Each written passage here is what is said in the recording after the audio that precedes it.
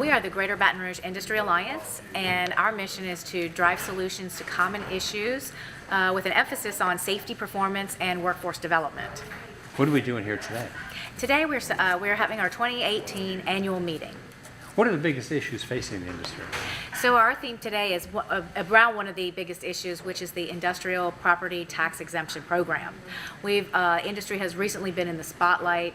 In 2016, Governor Edwards made a large change to the industrial property tax exemption, and this has caused a decrease in companies wanting to come here and locate here, and it's creating a significant roadblock for industry to invest in their plants and to grow. And I know we just had a large announcement of $9 billion from Formosa Plastics. However, they got the original deal.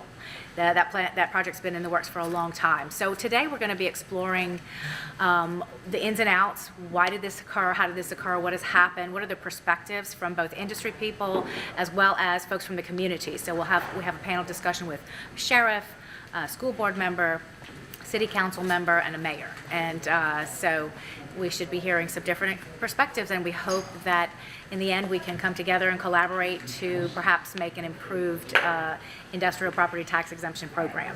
We're going to be talking today about a number of things that are really important to some of the real economic engine and job providers in this region. Talking about some of their efforts over the last few years to significantly make improvements in the level of air quality in this region. We're in compliance with federal air quality standards. Going to be talking about some of the other challenges, such as some of the changes in state tax code that is having an impact on investment and business here. Going to be talking about some of the successes at the federal level and what we're seeing.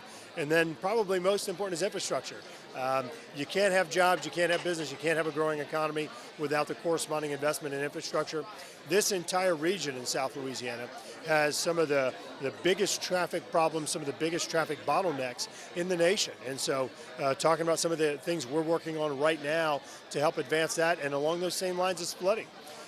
It's great to make economic development investments. It's great to have good schools, but if those things are underwater, none of them are functional. And so we'll be talking about some of the things, successes we've had just recently, helping to get some major investments in infrastructure related to transportation and flooding, and then figuring out what else is important to them.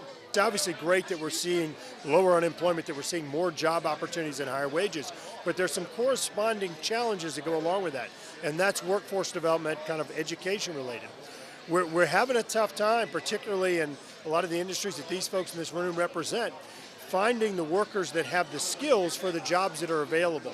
I think for a long time we pushed everybody to get advanced degrees and four-year degrees, which are certainly very important, but we also need folks going through technical programs where you get certifications and different technical training for the skilled labor jobs that are available today. And in many cases we actually have a gap in the skills that people have and the jobs that are available. And so we'll be talking about some of the efforts underway to help bridge that gap and truly ensure that the students that are going up through the education pipeline today are prepared for the jobs and understand the different options they have in college and technical training and certification programs, to where we're matching them with the true job opportunities that are available today and in the future.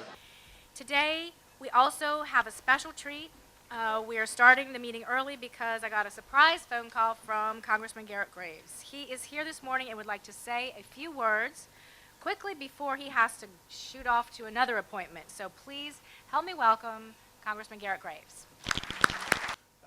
We did a big tax bill in December, and there were some really good things in there, some things in there that candidly I'd change if I could, but some really good things in there. And you start looking at what's been happening in the United States when you take some of the regulatory reform, some of the changes we've been doing there, when you take some of the tax changes that we've done, and you're seeing some pretty amazing things happening in the economy in the United States right now.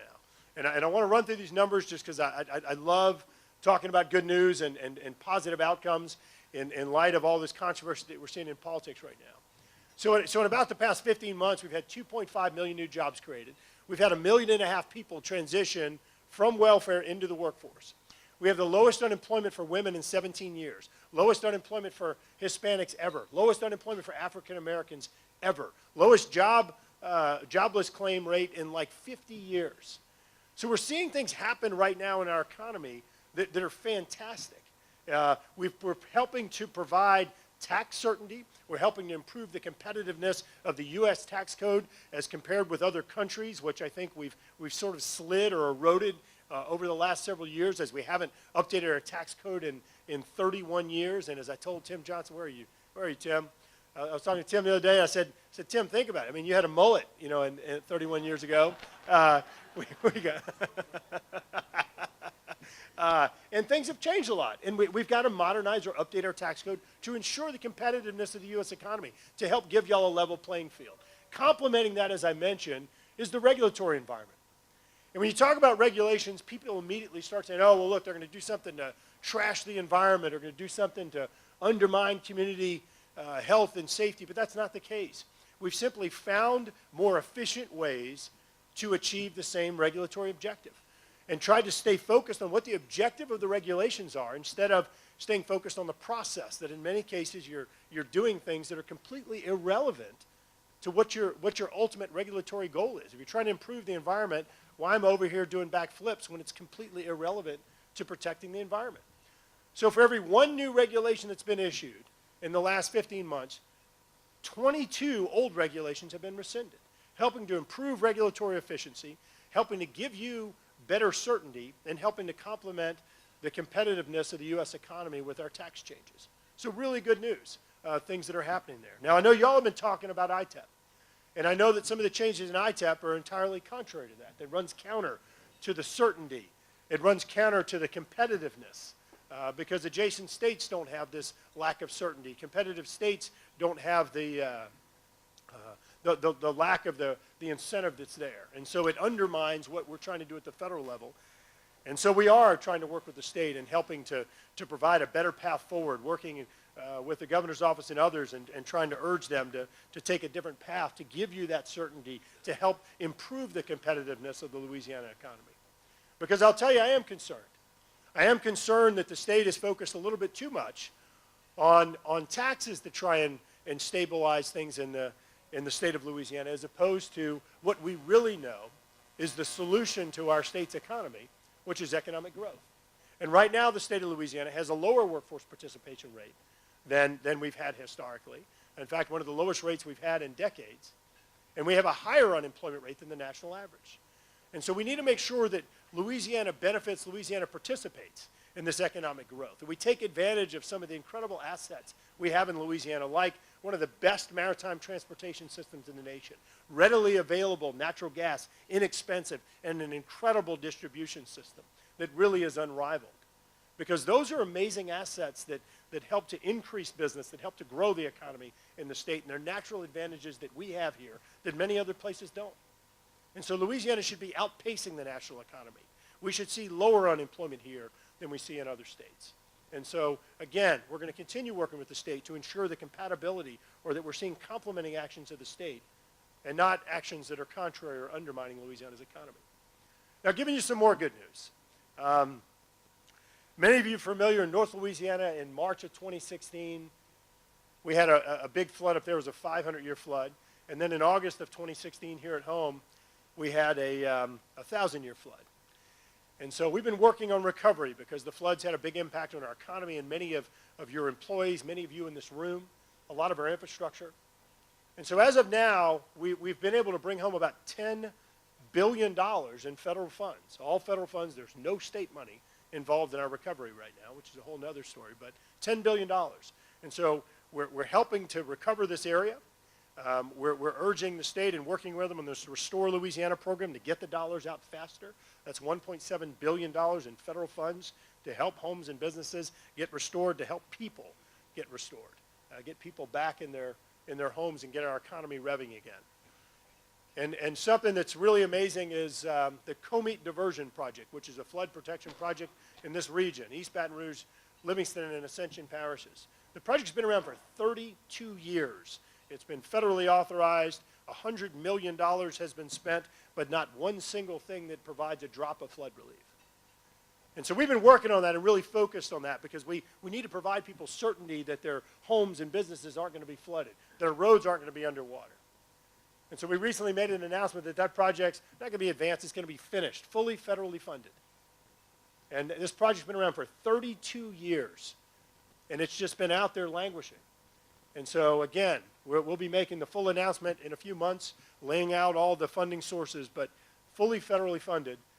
The Comite project is not going to be advanced, it's going to be finished. And we're going to go on from there. We're going to help to clean out bayous and canals and ditches in this region to make sure that our homes don't flood and the water goes in the right places, which is not in our homes and businesses. And other things that have been around and people have been talking about for decades are some of the transportation and traffic challenges. We all know that we're decades behind where we need to be in terms of traffic solutions. And one of the highlights in this area is the Washington Street exit, the only place in the United States where the interstate system funnels down to one lane. And we laugh about it, and you're like, huh, I wonder why nobody else did that. Well, it was stupid. But I've got some good news on that. Again, this thing's been there for 40 years or however long. The contract is being negotiated right now, and that's going to be eliminated. That bottleneck is going to be gone. And you know, so look, we talk about the Comite project, 32 years sitting around. The bottleneck at the Washington Street exit, perhaps 40 years, and certainly exacerbated conditions over the last few decades. That's going to be eliminated. Now, we've got a lot more to do, and you see the cones on I-10 from the bridge through the split. You see the cones on I-10 from Highland Road down to 73, which is the Prairieville-Dutchtown exit. All that's federal funds. We're continuing to work with the state, getting additional federal funding and trying to address these solutions. But lastly, we all know that those solutions are somewhat of a Band-Aid. And in fact, the organic traffic growth that we're going to see right here in the capital region will more than consume that extra capacity that's added on I-10 by the time the projects are finished. So effectively, you're really not going to see traffic relief. We're going to continue to have a parking lot on I-10, on the bridge, and everything else. But here's the thing that I'm actually excited about. Finally came to the realization that good projects are paid for. Good projects are paid for, and I want to explain that. You look around at projects like building a new bridge, like adding alternative routes to get us east to west, to get us along the I-12 corridor, the I-10 corridor. We're spending right now in this region about $1,000 a year in extra gasoline. About $1,000 a year. We're spending anywhere from 31 to 47 hours in extra traffic time. We're pumping emissions out into our environment, all because of inefficiency. So for people to say that these things aren't being paid for, they're already paid for. We're wasting the money. We're spending it ineffectively by buying more gasoline. Sorry, oil and gas companies. We're spending it ineffectively by wasting time and having an inefficient economy and inefficient transportation system that costs your businesses, that cost our families. And we're spending it inefficiently because we're pumping emissions into the environment that further challenges your role in helping us to maintain the right air quality standards, which, by the way, phenomenal job. Phenomenal job in the announcement just this week in meeting Clean Air Act standards and hitting attainment rates. That's amazing. And I know that everyone in this room was a part of that success. But we can't be putting all this tax on you, meaning the emissions, and forcing you to make investments in bringing emissions down while we have this awful transportation system that's just pumping out emissions because people are sitting in traffic. And so the president did announce an infrastructure package. We are working right now on that. We passed an aviation and infrastructure package on Friday through the House of Representatives, which, by the way, we added a number of really important disaster reforms, some of the things that the rest of you would call common sense and would have done years ago if you were the administrator of FEMA. We're working right now on a water infrastructure package having to do with levees and coastal restoration and rivers like the Mississippi River and the deepening of the river to maintain our maritime commerce superiority there and hopefully lowering costs for those of you that have river access.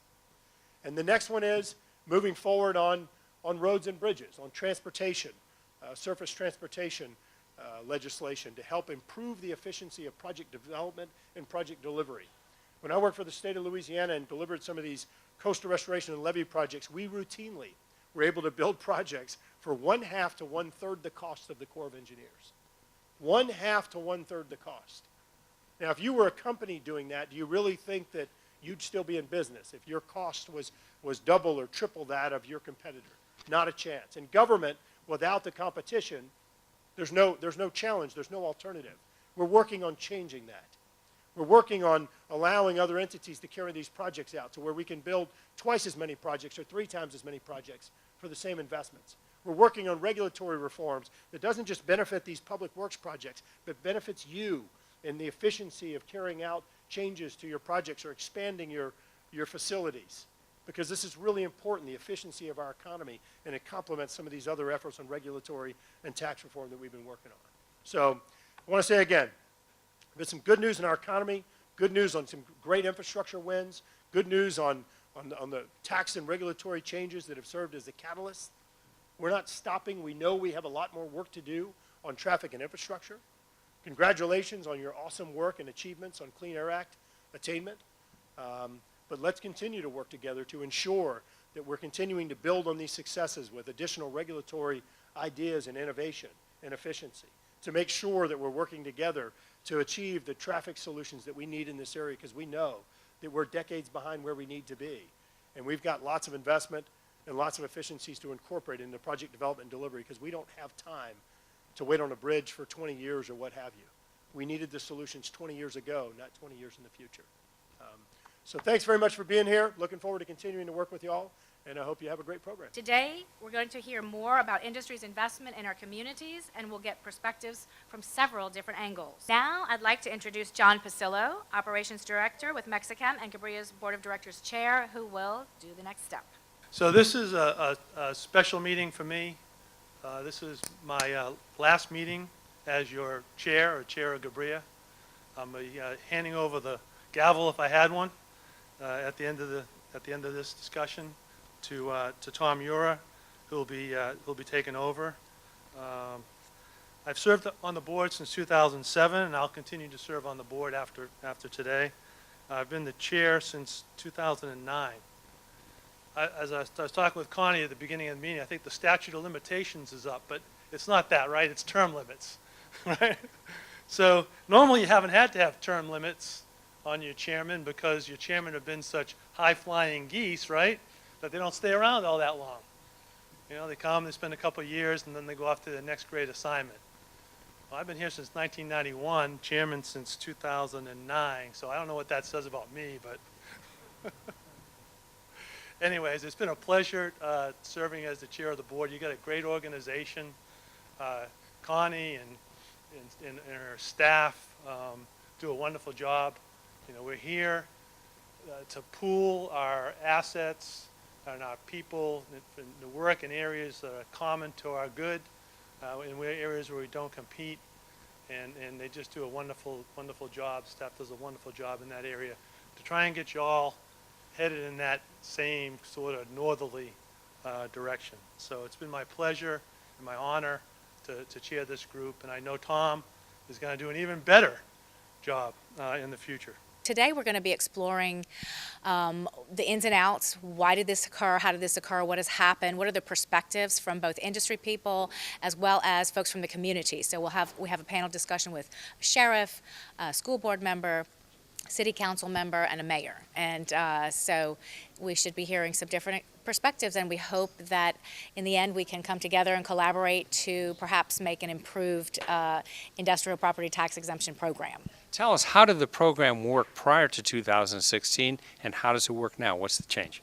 So prior to 2016, in order to attract plants to come here, the Louisiana Economic Development Department was able to offer a 5-year with a 5-year renewal exemption, 100% exemption from property taxes. Now, when they come, the plants, they spend money on people are getting salaries, they're spending a lot of money on sales taxes, and so all the investments begin right away. It's just that the property taxes are deferred for 10 years. And we have a large industrial base, so the property taxes that are already here are paying for 2/3 of all of the property taxes. In addition to that, business and industry pays for 50% of all of the sales taxes. So industry feels that they're doing their fair share. They're also very active in the community, supporting nonprofits, education providers, giving donations, volunteering their time. Basically, we are them. Here we are with our panelists today to talk about the program and how these changes have affected things. The topic of panel one is what ITEP has meant to industry and the community and the future outlook under the new rules. Our biggest issue now is that cloud of uncertainty that we've been under for quite a while since the advent of 2.0. As companies are doing their due diligence and their analysis, they are in the process of comparing, and the uncertainty isn't just in the ITEP incentive today, but it's in future operations and future investments that they'll be planning out 50 years from now. And so they're looking at that when they're considering this as well, and other states that may have more clearly defined metrics than ours, that's important. And it's also important when you look at incentives as a way to close the gap between one site and another site that you're competing with, and if we don't have a competitive incentive program to close that gap, or we're now more cost expensive, that's another way that we're losing projects to other states and potentially other countries. We're trying to formulate our business strategy, where the work's going to be at, where the spend's at. And right now, there's a lot of uncertainty of, where that's going to land. So, and I guess some of the comment, or just echo some of the comments that you just mentioned, the future right now is a lot of uncertainty from the contractor side. And we're looking for some really defined predictability and just a stable, pipeline of opportunities and investment in this area. But right now, we're definitely joining at the hip and watching where the owners are deciding to make that investment so that we can prepare, our budgets and plans. Kate, here's your question. How does uncertainty in the project development cycle affect the economic development pipeline?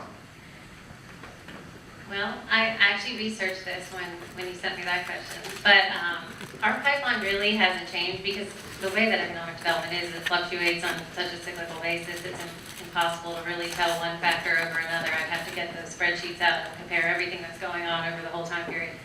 But realistically, it has made life a lot more complicated and complex, and I don't think that it's a positive in the way that the companies view us as a way that it's more difficult to do business here even before they get to do business here. So part of that ITEP change that came, instead of the traditional practice of locating and working through the state and understanding what's coming, now we have that local approval that comes in almost simultaneously, and a lot of times before they're even ready to be at that point in this project decision process. So confidentiality has become a big problem, and it's not so much that the pipeline's affected as much as the projects that are sitting on it because they're not sure how to move forward. So I think we put together a process that is maybe more advanced than other parishes in our state since this ITEP has come about. But I don't think that process is even something that is great to have either because of the complexity of it. You can't just change a program and expect the company's going to send a letter to every single local governing authority that has to make a decision. So there's a lot of hand-holding, there's a lot of meetings, and there's a lot of people now involved in what used to be a confidential decision that still needs to remain a confidential decision. So that's had a great impact on our ability to work our projects, and it's also been different because the companies that have been existing here for decades, they're sometimes not aware of what the changes are, and so they're going about the process at a detriment to themselves because they may be filing papers or making announcements that now make it impossible for them to receive their ITEP incentive, which is another challenge we have. And then the companies that we're recruiting, we have to make an extra effort to explain to them that this process is still a transition, and that's been recently with the 2.0 and now the 3.0, is trying to get the word out that if you're looking at locating here, we're still changing things. So the rules are still changing. So they don't know when to put in their applications, and they don't know when to start this process. And then we have to go to the next panelist of LGAs and explain to them, well, this is critical for this company, and it's critical that they receive this percentage. And it's become educating not just the companies looking to come here, but educating everybody that's now involved in this. And then you have the community that's also looking at us through a microscope, and so there's just so many moving parts that I think it affects economic development as a whole, and sometimes can be somewhat embarrassing if we make a mistake throughout the process that we're working. Good answer. All right, the next question is for Angela, right? Yes. Okay. Threw a curveball here with the, so you've done a great job. All right, so you may not have seen this before.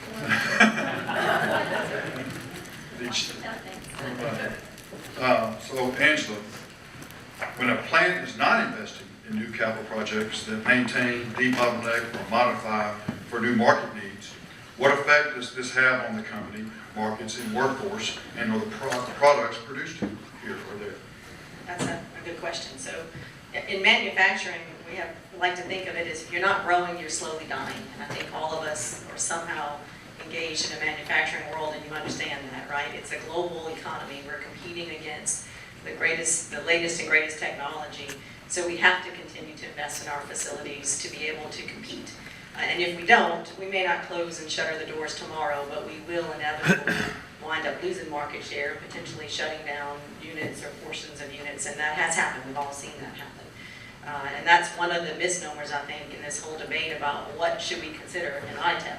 Is it only new job creation? Is it retention of jobs? Is it continuing to grow and spur the local economy in other ways besides only new job creation? I think all of that is a factor, and it certainly does impact the ability for us to invest in technological advancements that might allow us to make a different product, for instance, right? I mean, as consumers, we're pretty fickle and we like things to get better and better over time. Well, that takes newer technology in the plants, new catalyst systems, et cetera, right? That's investment, capital investment in our facilities here. That's important to the future, not only of the plant, but the economic impact throughout the community that we're talking to earlier. Thank you. All right, Brian, your question's a pretty short one. How has the ITEP and ITEP changes affected maintenance contractors? So, good question. So the ITEP, there's two parts to it I guess I want to talk to. You know, the first part is, you know, the new investments obviously create some very lucrative construction jobs on the front end. But one of the things that Tim said a while ago, and it's something that I don't hear us talk enough about, is described as the downstream side of the project. So when the construction job is over with, you know, the employment doesn't stop. You know, it definitely continues through the downstream services of maintenance, projects, specialty services, turnarounds, etc.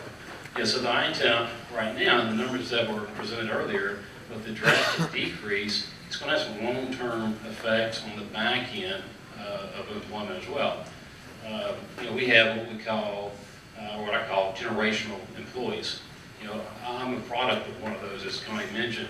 And my grandfather built one of the plants that I kind of grew up and learned the business in, you know, 40, 50 years ago.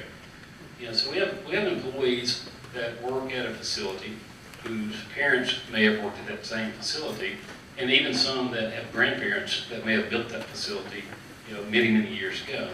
And so the slowdown in the investment is quite scary, you know, for the back end, or the long-term employment. From a contractor's perspective, and I reached out to quite a few of the local contractors here and the leaders, and had this conversation in the last couple of weeks.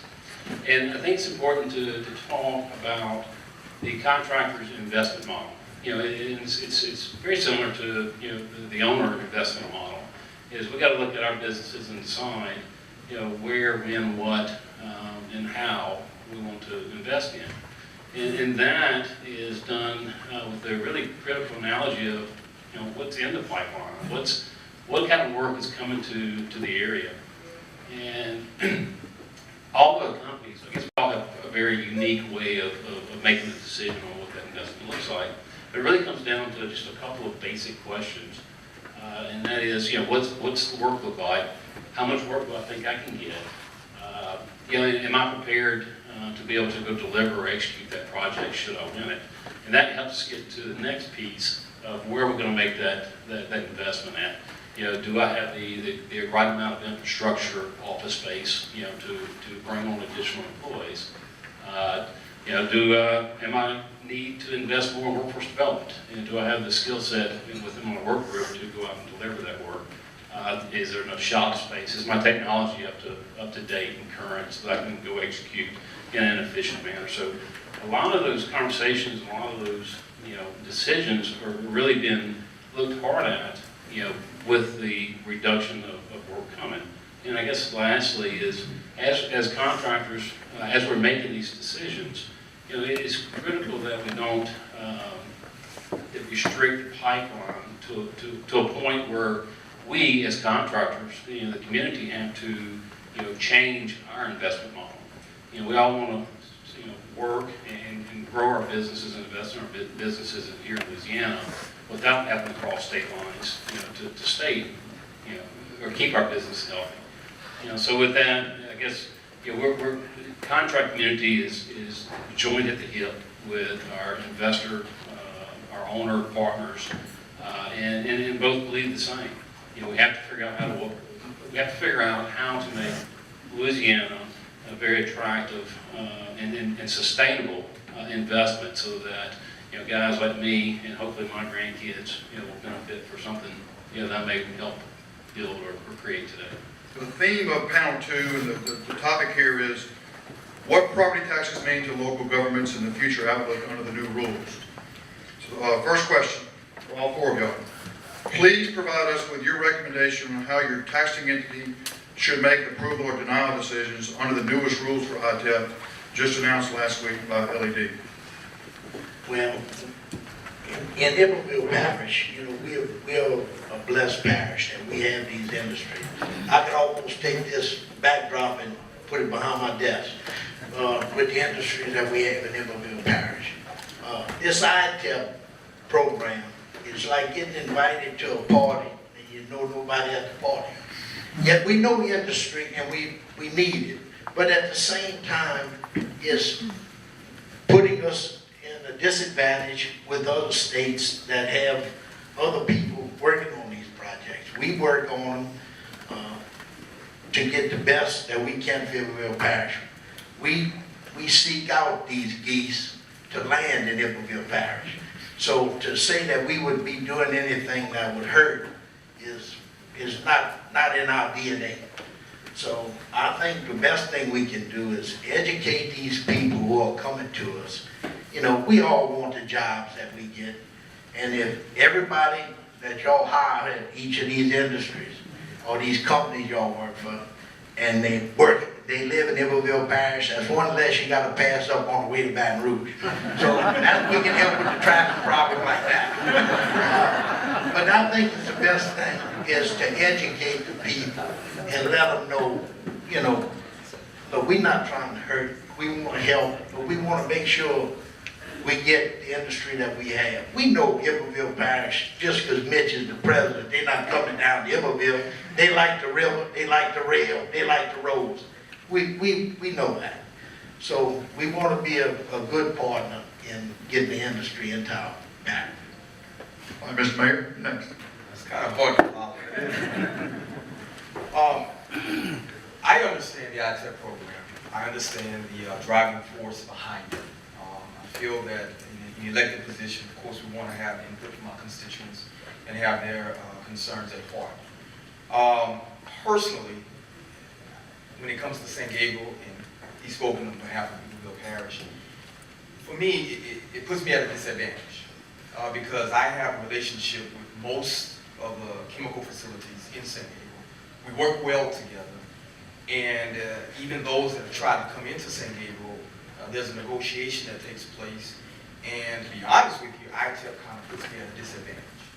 A lot of the things that are out there in terms of employment, environmental record, these are things that we discuss on an individual basis with each plant and with each potential company. And sometimes, as the mayor of St. Gabriel, I'm able to get more things because of my relationships with the existing companies and the, courting period you go through with the potential companies. And now the ITEP program kind of puts me at a disadvantage. Okay. All right, Mr. Dawson. Thank you. We're lucky. Ascension Parish is lucky that we have Ascension Economic Development, not just because Kate, and you met her earlier, but we have actually a board of Ascension citizens that they vet all the projects before they bring that to the council.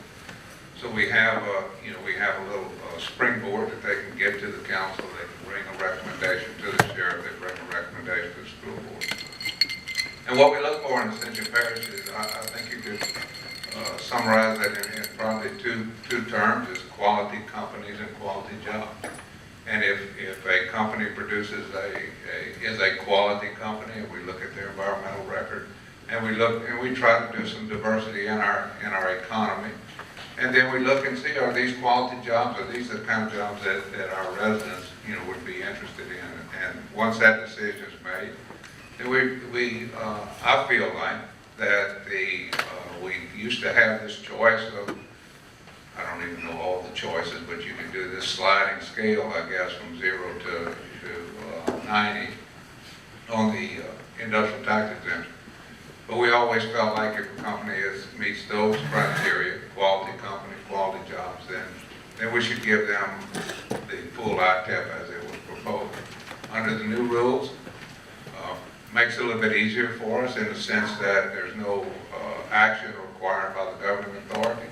However, we had a meeting yesterday with Ascension Economic Development, and you know, there probably will still need to be something from the governing authority because a no action means something. So, you know, as I interpret this, then myself as the council chair will probably get the recommendation and say, if you don't have any action within 30 days, then this will go into effect. Well, I can't make that decision for the other 10 council people. So there's still some uncertainty as everybody else talked about this. I wanted to just take a minute and talk about, you know, matrix, and I know some of the parishes, they use matrices. We don't look at that. We feel like that the amount of investment and the number of correct jobs, that's not sufficient criteria to judge a project to come into our parish. So if you have no direct jobs and you're still going to go drop $500 million in the middle of Ascension Parish, I want you. and you're going to make a ripple, and that ripple is going to be effective all across the parish, and it's going to produce construction jobs and direct jobs, and it's going to produce GDP for our parish. So I think that's wrong to just look at that criteria. Additionally, if you just look at some threshold for, I want the investment to be at least $100 million. Well, if I have a company with $2 billion in assets and they're going to do a $100 million expansion, you know, that's one thing. But if I have a company that has $200 million in assets and they're going to do $100 million in assets, that's something different. So we shouldn't judge those by this one absolute criteria. So I do believe, and maybe we'll talk about it a little bit more, but we're moving in the right direction. I think everybody, you know, maybe agrees with that. And from a selfish standpoint, as far as the parish is concerned, it's good that we get income on the front end of these, like in the first 5 years. That's when the stress is on your infrastructure, when you bring in these large projects, and that's when it's nice to have the tax revenues. All right, Mike. Thank you. One of the craziest things I've ever done in my life was volunteer to do an East Baton Rouge ITEP committee, trying to work that through. And with respect to Mr. Harris, I went armed with a notebook and a knife fight broke out. It's been a very interesting experience. The thing I can say is, being an engineer at heart, I always think facts win out. And so I would suggest that if you come, or when you come before the East Baton Rouge Parish School Board or any of the taxing authorities, have a well thought out, truthful layout of exactly what your project is with all the numbers and how does all that work.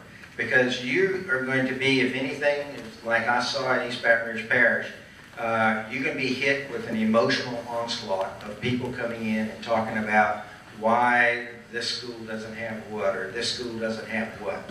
And so having the facts like Mr. Harris put together is critical.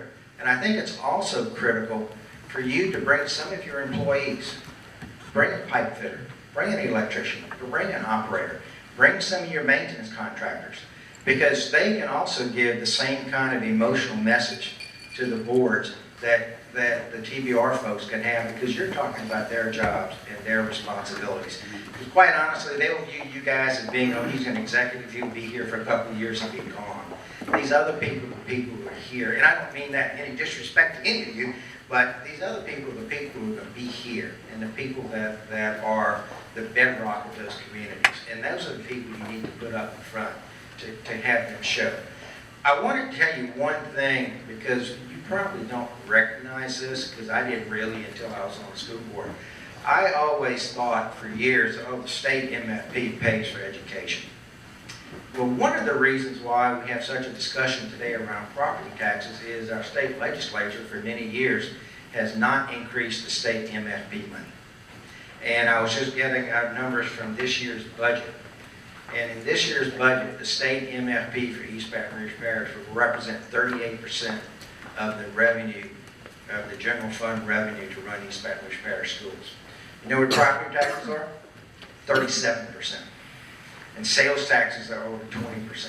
So over 60% of the revenue coming in to operate our schools is not coming from the state. It's coming from these local taxes. So you just need to know that and recognize that, because our state legislature has punted the ball on a lot of things. There's no legislators in here, I'm not trying to step on any toes, but they punted the ball on a lot of things to put down. So when you come in, don't only talk about property taxes. Talk about the sales taxes you pay. Talk about the sales taxes your employees pay. Talk about all the other kinds of taxes that you pay, because there's been a lot of cherry picking going on. If you only pick on property tax or property tax exemption, you forget the fact that Texas doesn't have a corporate income tax.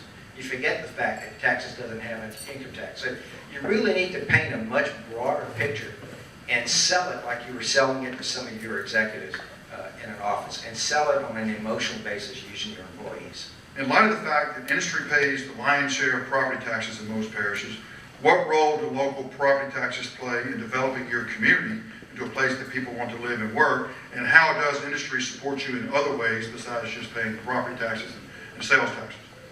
I'll let you guys decide what order you want to go. I'll go first since I passed the potato the last time. We have great relationships with industry within the East Baton Rouge Parish school system. So many of you, I won't even begin to name because I will surely leave some out, but so many of you have worked with us and programs with us to make that. We're bringing up the new CTEC facility located by Bon Marché or by Cartel Mall out that area to bring up, to increase our skills training so that people can come out certified for jobs to work in your plants. Quite honestly, the biggest issue we have is that someone who's qualified to teach in those schools are also qualified to do it and can go get those six-figure salaries that Mr. Harris was talking about, because in East Baton Rouge Parish, you're not making six-figure salaries. And so that's, quite honestly, the biggest impact that we have. And so, Tom, you and I serve on the Law STEM Committee. We've talked about this. Some of the things that, in addition to what you're doing, which is wonderful and I really want you to keep up, is to look at what type of internships or things like that that you could have with some of these specialized teachers, particularly in the STEM areas, where they could maybe come work with you for 2 months during the summer to supplement their income or do some things like that, or learn skills, because you guys are on the cutting edge of which skills they need to be teaching our children. And so I think those are some of the areas that we could really use help in, is how to just increase our ability to teach, because that's going to be the critical shortage we have. We can build buildings, but if I don't have someone in there to show the students how to do it, it's an empty building. Thank you. As far as property taxes in Ascension Parish, we know that the petrochem sector contributes about half of the property taxes in Ascension Parish. What does that go to? Well, schools. A large portion of it goes to schools. Approximately 50% of the property taxes in Ascension goes to schools. The sheriff gets a nice share of the property taxes. Then we have libraries, mental health, drainage, council on aging, fire protection, juvenile detention. All of those things necessary services of the government. I think we shouldn't forget about sales taxes. I think this has been brought up on several occasions. But again, in Ascension Parish, 50% of the sales tax that we collect across the board on an annual basis comes from the petrochem sector. And we track that every month in our meetings. So, you know, it's a very large contribution, and it's something that helps us to provide the services to our citizens. You know, I think we have some subjective type things that the petrochem sector also contributes to Ascension Parish. As we talk about good corporate citizens, so if you look, and I can look out across here, and I can see the people that contribute to that corporate citizenship. So when we need charitable contributions, when we need something to help a nonprofit agency, who steps up? It's these industries, that's who steps up. And when we need people to serve on our local boards and commissions, who steps up? It's the people in these industries that step up. So You know, there's these very measurable things about sales tax and property tax, but there's also the subjective things that they participate in our government, and it's something very necessary for Central Parish. I can confidently say that 65% of my ad valorem revenue comes from industry directly. Another 20% probably comes from what I call the feeder businesses that are there because of the industry. So that's about 85% of my revenue coming from industry. Without them, we would not exist. In addition to that, we have the ability to meet with them monthly with the managers meeting. We have Easterville Inc., which is a great source to every entity within the city limits. We have donations from Easterville Inc. and the individual plants to our community center, to our summer camp, to our police department, to projects that we want to do within the city. So, I mean, it goes without saying that if we did not have industry in San Gabriel, we would be non-existent. All right, Sheriff. Just to answer your question, the sheriff's office receives property tax and inventory tax and Iberville, no sales tax. But at the same time, we work with industry, and like the mayor says, 85% of our taxes is through the industry, and the rest, you know, is the smaller businesses and homes. But what we really missing the boat is, it's not just that. When I go to a restaurant in Iberville and I look at the table, I see somebody from 7-8 from Dow Chemical with somebody down there giving us a presentation to them. I look over there, Westlake or one of the other, and this restaurant would have 2 tables without industry being there. And what we have to do is continue to educate the people that without the industry, this is not there. The sales tax that we collect, that the parish collects and sends to the school board and all the other municipalities throughout, that wouldn't be there without the help. So when you see Habitat for Humanity houses, there's a house being built by Axial. There's one built by Dow. So they help give it back. Talk a little bit about education. Our superintendent's here. We have to find these people in the early high school, 9th, 8th, 9th, 10th grade, and determine if they're going to be college material, or should we push them over to the in the training to become a welder. You know, a combination welder can write his own ticket right now in this industry. So we got to make sure that we can't push everybody to college that's not going to be productive there. That can also help on the TOPS problem. We can push them over there and educate them to get a good job. So a lot of different avenues we can take to get to the same place. All right, thank you. Now, question 3 for this group is pretty generic. We're going to let them just take this where they want to. So the question is, please provide any other comments you'd like to share with our group today regarding the ITAP program and our industry's presence in your area. Can we go back the same other way again? We kind of along the same line. That question leads to some of the same answers that we've given you before. The people that have come to me, and look, they are actually having meetings in different churches in Iberville Parish now, and they're trying to say that the other night they had one and they said that house burned down over there because the industry didn't pay taxes for 10 years. I mean, that's the kind of language that they're using in these meetings to get people fired up to fight. But I mean, those 10-year exemptions existed prior to ITEP, and we are proceeding through those. And I mean, we have a good industry in Iberville Parish. Without these people, our parish president tells me all the time, he said, you see a for sale sign on Dow Chemical, buy one for the courthouse.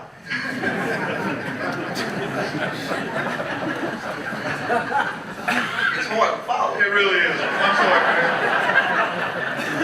man. Look, you sat there next to him. I didn't blame me. Right. My comment would be, I heard the gentleman speak earlier. Information campaign. I've had the opportunity to sit into several of the meetings with Together Baton Rouge, different breakouts of Together Baton Rouge. And the information I have by being mayor contrasts with what I receive in other meetings. And so if people don't know, they tend to go with and believe with what's being fed to them. So my comment would be information campaign, get it out there, help people understand the process, help people understand the benefit of having these industries, these jobs, these different sources of revenue coming into their communities. Again, information, and I should probably correct myself by saying accurate and right information. There is a difference, you're right. Yeah. Okay, Bill. So if you couldn't tell by the way I walked up here, I guess I'm one of the older ones up here, so I'm going to reinforce that because I'm going to have to look at the notes when I go through this. But something that I thought about, Mike and I both have a little bit of gray hair. But even though I'm 100% Ascension Parish, I'm a product of North Baton Rouge. North Baton Rouge, an area that was fueled by the manufacturing facilities located along Scenic Highway. Both of my grandfathers were employees of Standard Oil, as the predecessor of ExxonMobil for you young people, who took advantage of the opportunities to improve their standard of living after World War I. My father, my uncles, and even my aunts, they followed that tradition after World War II, taking advantage of opportunities presented by these same manufacturers. Those generations were set on improving not only their economy, but also were working to improve the opportunities for their children and grandchildren. As products, myself as a product of the efforts of our parents and grandparents, we're now responsible for how we will provide to our children and grandchildren. We cannot remain static. Even using modest growth numbers of say 1 to 2% a year, in about 30 years the population will double. In about 30 years we're going to need twice as many quality jobs as we have today. We must ask ourselves if our children and grandchildren will be able to look back and see the same dedication that we were able to see about how the World War I and World War II generations, who not only protected our democracy, but also opportunities for future generations to improve their standard of living. The ITEP, of course, is not a silver bullet for all the challenges of the future, but providing twice as many quality jobs over the next 30 years is going to be a challenge that will require the same dedication as our parents and grandparents gave us over the last 30 years. How will we respond? All right, Mike. It's tough to follow. I guess I want to come back to some of the comments that were made earlier about truthful and factual information that's put out there. I saw, Mr. Harris, I saw the presentation you put together about advance notifications, and I just want to tell you to be very careful with those figures and be very careful about what you put in an advance notification, because no good deed goes unpunished. I personally, in my background, I was also CFO for Port of Albemarle for a while, so I'm pretty familiar with the numbers. I have gone through all of those advance notifications. Many of them are just placeholders that have numbers in there with either 0 jobs or this, that, and the other, and all of that is just cannon fodder for the people who want to just go crunch numbers and come up with analysis they can back by numbers, saying, well, here, these are the numbers that are in the state thing. So be careful with your numbers, and how you put that in matters, and when you put that in matters. Because just throwing numbers in there, I realize in 1.0 you're encouraged to throw numbers in there and to do that, but that number, that's changed now. So I would say be very careful in what and how you put that in. The other thing, Matt Watson and I from Metro Council have been working together, and we had a matrix that tried to encourage ITEP for smaller manufacturers. and I don't want that to get forgotten. I know the $100 billion projects are great, but the only ITEP we've approved since the new regime in East Baton Rouge has been for Tin Roof Brewing, a small local manufacturer that's going to stay here and grow with us.